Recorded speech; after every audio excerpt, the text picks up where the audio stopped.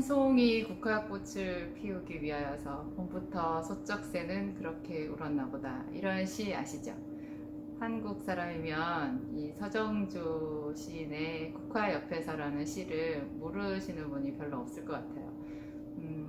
다들 그 시를 이렇게 음미를 해보면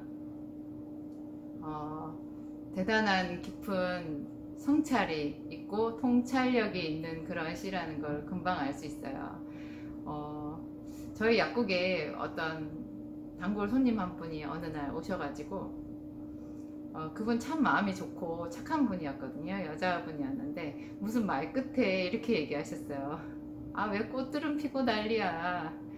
그때가 한창 벚꽃이며 진달래며 목련이며 이런 게 많이 필 봄철이었거든요. 그분 입에서 탄식처럼 그런 말이 나왔었어요. 왜 꽃들은 피고 난리야.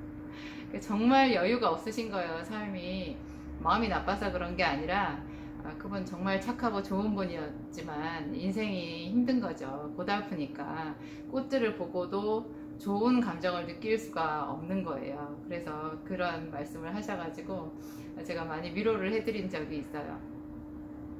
근데 서정주 시인의 국화옆에서를 보면 한 송이 국화꽃을 피우기 위해서, 국화는 가을에 피잖아요. 근데 그 국화꽃을 피우기 위해서 봄에는 소쩍새가 울었고 여름에는 천둥이 먹구름 속에서 울었다고 그래요. 그리고 그립고 아쉬움에 가슴 조이던 먼 젊음의 뒤안길에서 이제는 돌아와 거울 앞에 선 내 누이같이 생긴 꽃이여, 이렇게 나와요. 3년이 세 번째 연이죠. 그러니까 정말 많은 어떤 우여곡절들, 많은 상처도 받고 이렇게 인생의 골짜기들을 지난 다음에 정말 겸손하게 자기 모습을 들여다보는 거울 앞에 서 있는 자기 누이같이 생긴 그런 꽃이래요. 이 국화라는 한 송이 그 꽃을 보고 시인은 그렇게 얘기를 했거든요. 제가 그 교회 사모잖아요. 사람들이, 우리 교회 성도들이 저한테 원하시는 것이요, 제가 꽃처럼 웃는 거더라고요.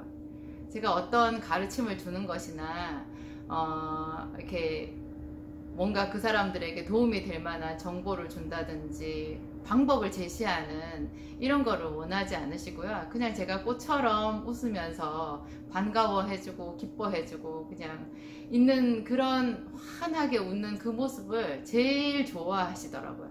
근데 여러분들도 아마 주변에서 그런 요구를 받고 계실 거예요. 예를 들면 남편들은 아내가 그렇게 환한 얼굴로, 밝은 얼굴로 자기를 맞이해주는 그런 밝은 표정을 원하시지 않으실까요? 그리고 남편들을 바라보는 여인들도 마찬가지예요. 아내들도 남편이 자기를 사랑스러운 눈으로 바라봐 주기를 원하고 당신 잘하고 있다고 말해주기를 원하고, 그렇죠. 항상 그렇죠. 이제 좋은 얼굴, 부드러운 얼굴, 나를 있는 그대로 인정해주는 그런 얼굴을 원하죠. 그게 국화처럼 우리 얼굴에 꽃이거든요. 큰 소리 내서 웃는 그런 웃음도 뭐 건강에는 도움이 될 수 있겠지만 주변 모든 사람들이 원하는 것, 강아지가 꼬리를 흔들면서 주인을 반겨주는 것 같이 우리의 웃는 얼굴을 원해요. 저도 약국에 들어오는 손님이 웃으면서 저에게 다가오시는 거 원하고, 또 저에게 오시는 손님도 제가 웃으면서 그분을 반겨주기를 원하죠. 그런데 이 웃음에요, 대단한 대가가 필요해요. 제가 사람들한테 여러분 건강을 위해서 웃으세요, 선생님 많이 웃어야 돼요, 이렇게 얘기를 하면 웃을 일이 있어야 웃지요. 그렇게 답이 돌아오거든요. 웃을 일이 없다는 거예요. 웃을 일이 없지만 우리는 사실 웃어야 돼요. 편안하게 그게 내 육신의 건강에도 도움이 되고 내 주변 사람들의 평강을 위해서도 도움이 되고, 무엇보다 내 자신, 나 자신의 어떤 그 마음의 건강을 위해서도 담백하게 살기 위해서 웃음이 필요하거든요. 근데 이 웃음이 그냥 주어지는 게 아니라 모든 여건이 갖춰졌을 때 되는 것이 아니라 대가가 필요한 거예요. 국화협회에서 서정주 시는 그게 소쩍새가 울은 것도 천둥이 먹구름 속에서 울은 것. 예를 들면 천둥이 먹구름 속에서 울은 거는 그 비가 쏟아지고 번개가 번쩍번쩍 하는 어떤 시련을 말하는 것 같잖아요. 근데 그것이 나중에 국화 한 송이를 피우기 위한 어떤 대가가 된다라는 거예요. 그 견딤이, 이김이. 그리고 환경적으로 그런 것들이 국화를 위해서 필요하다라고 말을 하는 거죠. 어린 아이들이 빵실빵실 우리에게 웃어주는 것도 대단히 큰 기쁨이 되지만, 연세 많이 드신 분이 어떤 그 여러 가지 어려움들을 겪고 원숙하면서 나오는 그런 편안한 웃음을 손자들에게, 아들들에게 줄 때 그 깊이는 또 다를 거예요. 네, 예수님께서 우리에게 오셔가지고요, 우리의 어떤 구원이 되시고 생명이 되시기 위해서 예수님도 대가를 지불하셨거든요. 그게 이제 히브리서에 나와 있는데요. 히브리서 5장 7절 8절 아마 거기일 거예요. 거기에 보면 제가 너무너무 좋아하는 구절인데요. 그는 육체에 계실 때 자기를 죽음에서 능히 구원하실 이에게 심한 통곡과 눈물로 간구와 소원을 올렸고 그의 경외하심을 인하여 들으심을 얻었느니라. 제가 지금 말하는 거는 개역 한글판이에요. 지금 개역 개정판 성경 쓰고 있는데 저는 개역 한글판이 훨씬 편해가지고 그는 육체에 계실 때, 예수님은 이 세상에 육체에 계실 때 엄청나게 큰 어려움을 겪으셨다는 거예요. 예수님이 고난 당하셨죠. 이 세상에서 3년간의 공생애를 할 때 또 목수로서 아버지 어떤 요셉의 집에서 살았을 때도 그 육신의 삶이 고단했었죠. 근데 마지막에 공생애 3년 그리고 십자가를 지시고 죽으실 때 그 고초는 뭐 상상할 수가 없잖아요. 근데 그는 육체에 계실 때 자기를 죽음에서 능히 구원하실 이에게, 그러니까 하늘에 계신 아버지죠. 예수님은 그 육체에 계실 때 그 십자가의 죽음을 피해가게 해주실 수도 있는 하늘에 계신 아버지께 심한 통곡과 눈물로 간구와 소원을 올렸대요. 겟세마네 기도가 생각나잖아요. 그리고 그의 경외하심을 인하여 들으심을 얻었느니라 이렇게 나와요. 개역 개정판에는 그의 경건하심을 인하여 들으심을 얻었느니라 이렇게 되어 있더라고요. 심한 통곡과 눈물로 간구와 소원을 올렸대요. 그래서 그 다음 구절이 그가 아들이시라도 받으신 고난으로 순종함을 배워서 온전하게 되었은즉 자기를 믿는 모든 자들의 구원의 근원이 되시느니라. 저 잘 외우죠. 이 말씀 너무 좋아해가지고 그가 아들이시라도 받으신 고난으로 순종함을 배웠대요. 저는 제가 고등학교 때 아버지가 많이 아팠어요. 그리고 저희 집이 좀 그전에도 계속 가난했지만 정말 바닥을 쳤었거든요. 제가 고등학교 다닐 때 고등학교 등록금이 없었어요. 정말 좀 힘들게 살았어요. 그리고 아버지가 많이 아프고 제가 보면 알코올 중독이었어요. 그리고 몸도 이미 망가질 대로 너무 망가져 있었고, 그러다가 제가 이제 대학교를 원치 않는 대학교였지만 하여튼 합격을 해가지고 어정쩡쩡하게 서울까지 올라와서 이렇게 다니고 있을 때 그 3월 89년 3월이었어요. 그때 아버지가 돌아가셨거든요. 근데 그 돌아가실 때도 그냥 하여튼 모든 상황들이 너무나 참담했어요. 장례식에도 아무도 오지도 않았고 그냥 가장 이름 없는 자, 가장 비천한 자의 죽음이 어떤 형태인지를 그냥 알게 해주는, 저는 제 생각에는 이것보다 더 비참하고 더 외로운 죽음이 있을까 그렇게 생각했었거든요. 근데 그런 일들을 겪으면서 굉장히 오랫동안 저는 제가 세상에서 가장 아픈 자라고 생각했었어요. 가장 아프고 가장 우리 아버지는 수치스럽게 돌아가셨고 너무너무 고통스럽다라고 생각했었거든요.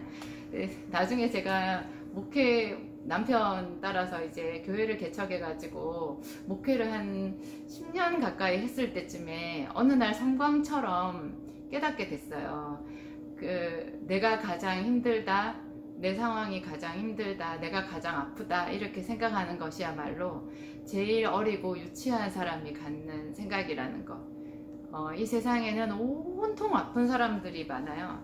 정말 아픈 사람들이 많고 눈물이 없는 집이 없더라고요. 다 있어요. 저는 차라리 우리 아버지가 교통사고로 돌아가셨더라면 내가 이렇게 아프지는 않을 텐데 그런 생각도 했었는데요. 그 생각조차도 너무 유치하고 어린 아이같이 말도 안 되는 생각이라는 거. 교통사고로 자기 부모를 잃은 사람의 그 아픔을 내가 어떻게 가늠이나 하겠어요. 근데 제가 그런 식으로 생각을 했던 거예요. 원숙한 사람이 될수록 다른 사람도 나만큼 아프다, 다 힘들다, 이렇다라는 것을 이해하고 하나님이 왜 나만 갖고 이러시나 이런 생각을 애시당초 안 하게 되는 거예요. 본래 세상은 힘들고 본래 어려운 건 거예요. 그래서 저도 이제 결혼해가지고 또 교회를 개척하고 제 나름대로 제 삶을 하나님께 드렸는데도 계속해서 어려움이 있었거든요. 어려움이 있고 약국을 해도 잘 안 되고 또 교회도 힘들고 하여튼 그랬었어요.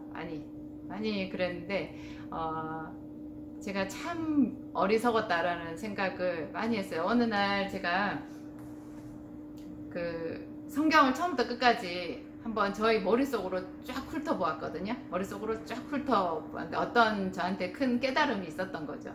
그래서 그 깨달음에 기초해서 성경을 쫙 훑어봤더니 성경 안에 있는 그 수많은 사람들 중에 고난이 없었던 사람이 단 하나도 없는 거예요. 고난이 없었던 사람이. 근데 제가 어떻게 내 삶에 찾아온 고난을 이상하게 생각했나. 그게 더 말이 안 되는 거예요. 누구에게나 고난은 있고 누구에게나 힘든 거예요. 근데 그것을 꽃을 피우기 위한 소쩍새의 울음과 또 먹구름 속에서 천둥이 울은 것과 이런 것으로 이렇게 해석할 수 있다면 내가 하나님께로 가는 더 좋은 길로 나아가는 그런 과정이라는 것을 해석할 수 있다면 아주 무난하게 훨씬 더 수월하게 견딜 수 있다라는 생각을 해봤어요. 여러분은 어떠세요? 여러분은 어떤 식으로 그 인생을 해석하고 계세요? 이게 나만 힘들다라고 생각하면 그 하나님에 대해서 좋은 마음을 가지기가 힘들거든요. 이 세상 만물을 창조하신 하나님이 선하시고 그분이 내 인생에 대해서 좋은 계획을 가지고 있고 나는 그분이 만들어 놓으신 내 인생을 위해서 예비해 놓으신 가장 행복한 길로 지금 걸어가고 있는 과정이다라고 생각하면 늘 찬양할 수 있는 것 같아요.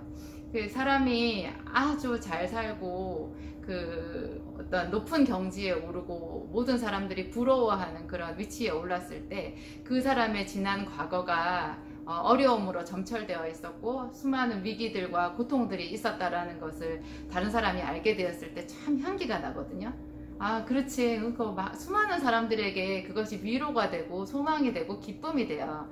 그렇지만 평소에 왜 우리들은 그런 생각을 하지 않을까요? 그렇게 높이 올라가신 분들에게 있는 그 고난들을 우리가 얘기 들었을 때 행복해 하면서 내 삶에 찾아오는 어떤 고통들에 대해서는 이상하게 생각하고 없기를 바라게 되거든요. 네, 예수님께서 자기를 바라는 모든 자들의 구원의 근원이 되실 수 있었던 것, 그것은 하나님의 아들이심에도 불구하고 받으시는 고난으로 순종함을 배웠다. 그래서 그 고난 속에서 하나님을 더 깊이 의지하는 법을 배우셨고 무엇보다 이 세상을 살아가는 우리들에게 어떻게 세상을 이기고 선으로 이기고 살아가야 되는지에 어떤 교과서가 되셨다는 거, 모범이 되셨다는 거, 그런 면에서 훌륭하신 거죠.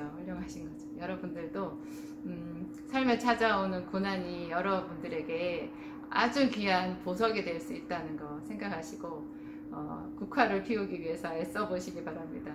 감사합니다.